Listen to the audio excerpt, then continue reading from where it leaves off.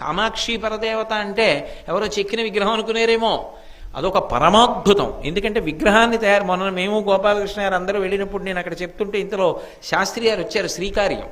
వారిని నేను అడిగాను కూడా, ఏమంటే నీ చెప్పింది సత్యమేనా అంటే, అయ్యో పరమసత్యం అండది అని చెప్పారు చల్లా విశ్వనాథ శాస్త్రి గారు.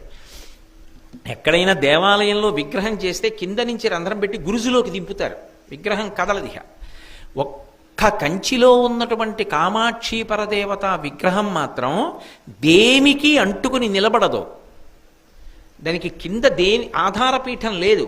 అమ్మవారు ఇలా ఉంటుంది, కింద ఏం ఉండదు, దేనికి తగలదావిడ, గాలిలో ఉంటుంది మూర్తి. మీరు అర్చకులు కొంచెం గట్టిగా తోస్తే కాస్త కదులుతుంది. కనపడకుండా ఒక అడ్డుపీఠం ఉంటుంది. అది ఒకప్పుడు ఏమైందంటే ఆలయానికి కుంభాభిషేకం చేస్తున్నప్పుడు ఇప్పుడు ఉన్న కంచికామకోటి పీఠాధిపతులు జయేంద్ర సరస్వతి మహాస్వామి వారు ఆ పలక తీసి చూడండి అన్నారు. ఏమి లేదు, అమ్మవారు ఆధారం లేకుండా ఉంది, ఇలా గాలిలో తేలుతోంది విగ్రహం. ఆయన చూసి ఆశ్చర్యపోయి కొద్దిగా పైకెత్తండి అన్నారు. నాలుగు వైపులా పట్టుకుని కొంచెం ఇలా అన్నారు, ఒక్క అరాంగుళం పైకి లేచింది అంతే. ఇలా లేచిందంతే కుంభవృష్టి కురిసేయడం మొదలెట్టింది కాంచీపురం అంతా. అస్సలు ఉత్తర క్షణం మీరు నన్ను నమ్మండి అంతే, నేను అంతగా కోటేశ్వరరావు గారు అబద్ధాలు ఆడాడు అని మీరు అనుకుంటే మీరు కాంచీపురం వెళ్ళి కనుక్కోండి. పోనీ కామకోటి పీఠాధిపతుల దాకా వెళ్ళలేమంటే శ్రీకార్యం చల్లా విశ్వనాథ శాస్త్రి గారు అక్కడే ఉంటారు, మూడో ఇంట్లో. మీరు వెళ్ళి అడగండి విశ్వనాథ శాస్త్రి గారిని. ఒక అరంగుళం కదిలింది కాంచీపురం అంతా కుంభవృష్టి కురిసేసింది.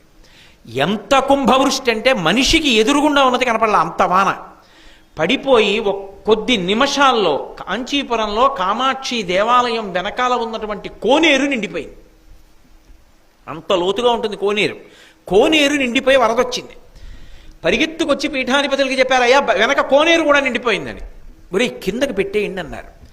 మళ్ళీ ఏ అంగుళం పైకెత్తారో దాన్ని మళ్ళీ అలా కిందకి దింపారు, అంతే వాన అయిపోయింది.